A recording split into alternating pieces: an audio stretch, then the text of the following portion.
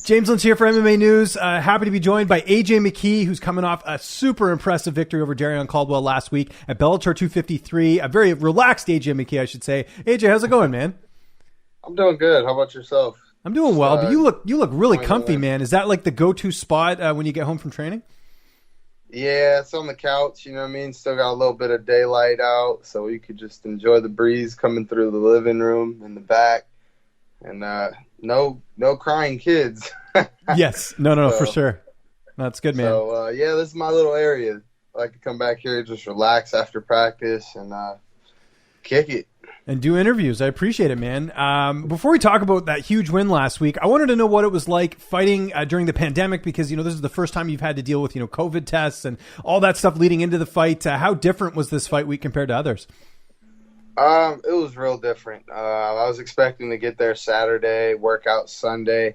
I ended up being in lockdown the entire time. So it was a little different. But the good thing about it was I trained right. So I didn't have to use the sauna, really. I sat in the sauna for 15 minutes this weight cut, which is just unreal. You know what I mean? I was running 6 miles a day. So there are a lot of little things that helped out a lot. And as far as fighting with no crowd, man, that was the most fun thing I could have possibly did. You know what I mean? You liked it, really? Because, I was at your fight against Georgie, and the crowd was, I've never seen a response like that. Yeah, the crowd is definitely something that a lot of people they thrive off of, So for me, I know my people are going at home going stupid at the TV, you know what I mean? Yeah. So I really don't have to have the crowd there, you know what I mean? I know I have a job to do. I know what I'm capable of. So it's just going in there and doing what I do best versus actually having to have the crowd there to fuel me up and pump me up, you know what I mean? So for me, it just shows for all athletes, just the true warrior that's inside of you. You gotta be able to dig deep because no one's going to sit there and cheer you on. It's how bad do you want it? Yeah, no, I agree with that. Were you surprised at how quickly you finished that fight? You've had stoppage victories in the first round before, but just, this was a big opponent for you, a good wrestler. Like were you, what are your overall impressions on the finish? I've been doing that move since I was a kid. Okay, so I was going to ask you about that. It's pretty crazy because it's like a neck crank, right? What would you call that? Yeah, it's like a shoulder lock. So we're calling it the McKee. Nice. Have you gotten that patented yet? Yeah. Nah, not yet. It's on its way though. Yeah.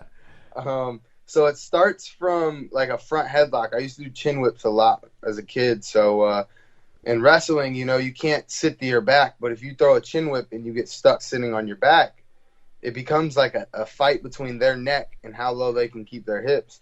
So just kind of growing up in the jiu-jitsu world a little bit, I figured if you figure four the body triangle, which I know I'm long enough to do, I locked that up. And then from locking that up, I knew I had the underhook, He tucked his head in the hole. He was real deep.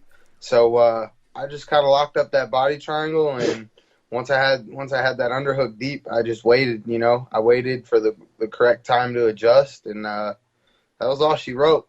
Once I had the underhook, it was over with, Was that part of the game plan, though, was trying to submit him? He has been submitted before, but I know you're kind of a mixed bag when you come out, right? It's either a knockout, like you have a lot of different tools in your arsenal. So did you feel like that was the best way to win?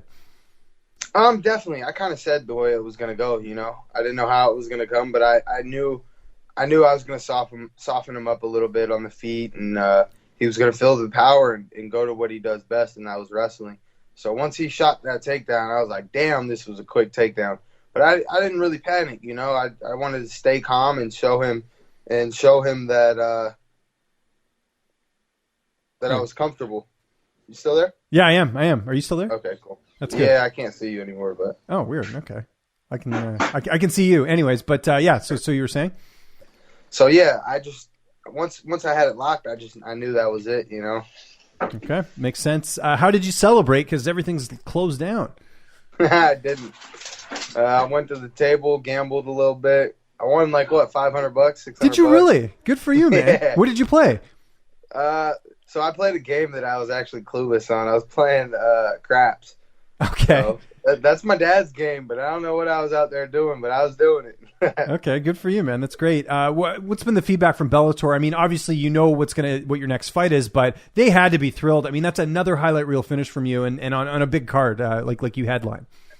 Yeah, they were happy. You know, I told them I was going to do it, so they're starting to believe when I tell them that I'm going to do things that I'm going to do them, and I'm like, this ain't no one trick pony show. You know what I mean? We got a lot of tricks in the bag, so they were happy. You know. We got to get through this other side of the tournament, see how things play out for, Sanchez and Pitbull, and we'll go from there. But for me, I'm not worried about either one of those guys. You know, I'm going to go out there and do what I do best, and let's just put on a great show. And the beauty of this fight was on Thursday. Everyone was talking about this. I mean, my timeline on Twitter, I was checking, social media. Everyone was it was blowing up. They're like, this was unbelievable. What was the feedback like compared to some of your other fights? Man, it was phenomenal. Being a Thursday, being such a great finish, it's just been blowing up, man. I think this was kind of the icebreaker for everyone to see who I am. You know, I thought it was going to be the 8-second knockout, but everyone's like, oh, that was just lucky. So then I finished compost, and they were kind of like, wow, like he may have it. And then to come out as a headline and just completely steal the show like that, I think people are starting to see it, you know what I mean? I think they're starting to realize, like, yo, maybe this kid really is the truth, you know? So it's nice to get the recognition. Yeah, and I think Caldwell, I think we could agree, is probably your most notable opponent that you fought. I mean, he's only lost, they had the submission loss to Tamaji or whatever the guy's name is, and then Horiguchi. But other than that, he hasn't lost, and he's dominated fights too. So I think that win really propelled you. But you're kind of agreeing with me here that it was sort of a notable win, right? Yeah, Caldwell, man.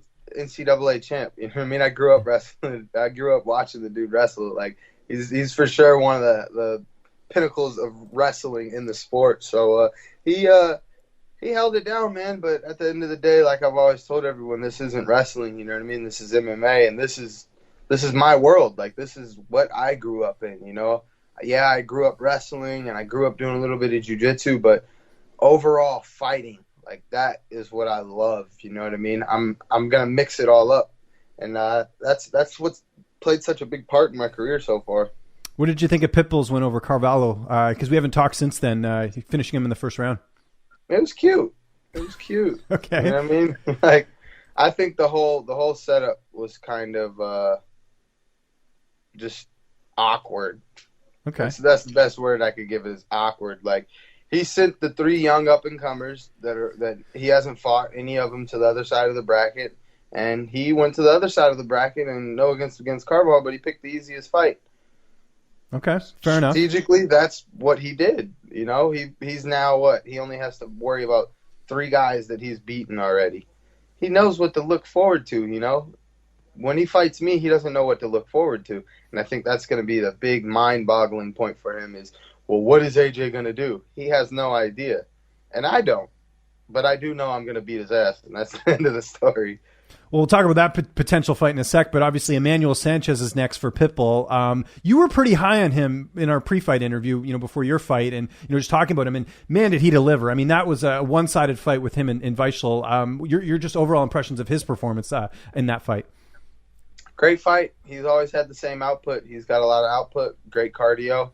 But like I said, he's like a pillow puncher now. He has no power. You know what I mean? You eat a couple of those shots that I'm throwing at you, and I guarantee you someone's going down. You know, I'm not here to just play touch butt and pick you apart. I'm gonna try to end it every single punch, every single time I make contact with someone. I'm looking to just discombobulate something. You know. Who wins that fight between Pitbull and Sanchez, in your opinion? The first fight was really close. I'd say Sanchez outdid him, but those power punches, man, he was popping Sanchez's ass. So I don't know. I think it's going to be a close fight. At the end of the day, I could care less. I'm whoop both their ass. I'm looking forward to it. You know what I mean? Got a little bit of beef with both of them. Pitbull talking about all this "I'll kill you" stuff. That kill word, you know what I mean? You're not going to kill nobody. You saw my interview. That was with the Volkanovski thing. Did you see that? Yeah, he I don't know. He just loves to tell people that it'll kill him. Okay. Like, dude, do you understand the word kill? Like, we're getting ready to go in here and fight.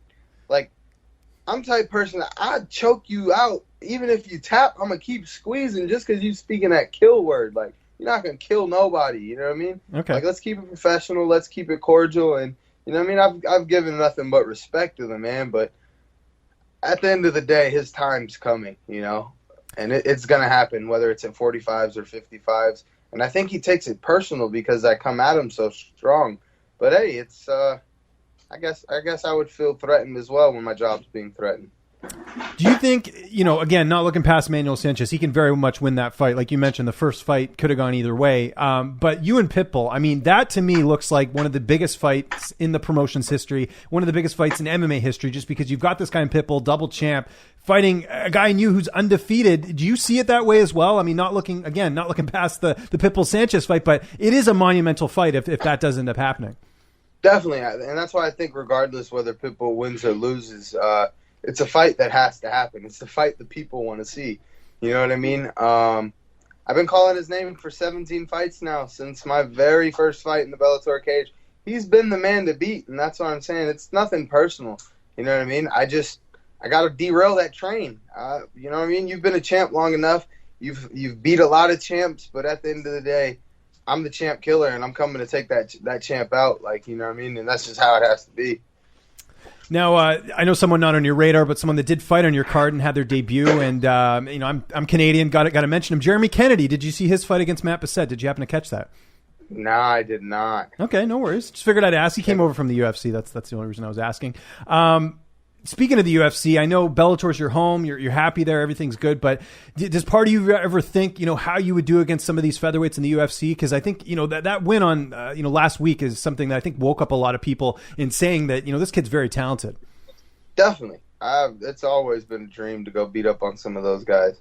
And that's just how I've always felt, whether it's UFC, Bellator. I just know where my skill set is. I know it's superior to a lot of these guys just because of what I can do. I'm not just going to go wrestle. I'm not just going to go knock someone out. Like, I'm literally I'm good wherever I'm at, and I'm comfortable.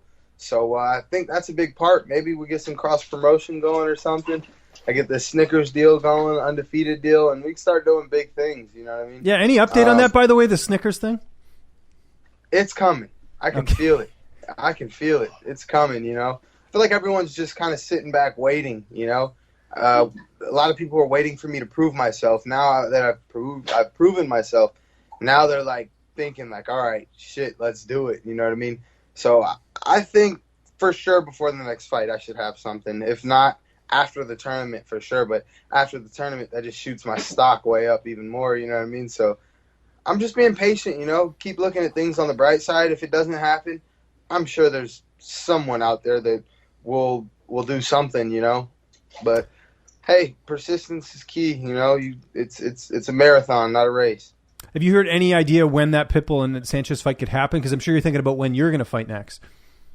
I mean, I would hope for January. If that happens into January, maybe we fight March, April. Okay. So with that said, what's the plan for the holidays? You going to take some time off? Nah, I've been training. Yeah. I trained already.